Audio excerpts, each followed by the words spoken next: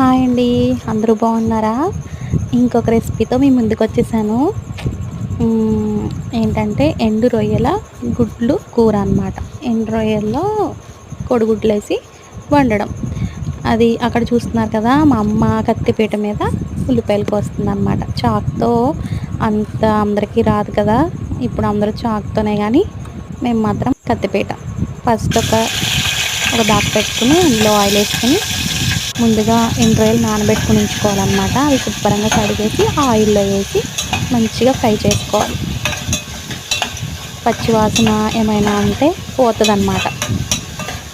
మంచిగా ఫ్రై చేసుకొని ఇప్పుడు అందరూ నాన్ స్టిక్ ప్యాన్స్లో అవి వండుతున్నారు కదా!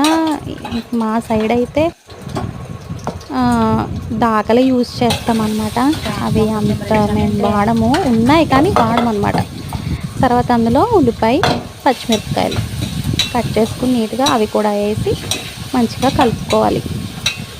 కలుపుకున్న తర్వాత అవి మగ్గనివ్వాలన్నమాట. మనకి కూరలు టేస్ట్ ఎప్పుడు వస్తాయి అంటే మంచిగా మగ్గినప్పుడు. మగ్గిపోయింది కదా, ఒక 5 మినిట్స్ 6 మినిట్స్ మగ్గిస్తే చాలు.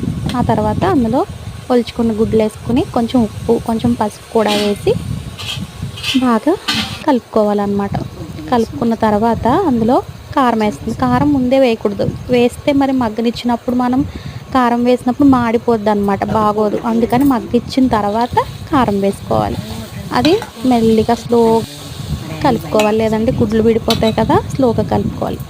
మిక్స్ చేసుకున్న తర్వాత మళ్ళీ కొంచెం సేపు మగ్గనిచ్చి అందులో వాటర్ పోసుకోవాలి సరిపడినంత. అవి ఎగరాలన్నమాట మంచిగా. ఆ వాటర్లో ఉడికి ఎగిరిపోవాలి కూర. అప్పుడు టేస్ట్ చాలా బాగుంటుంది.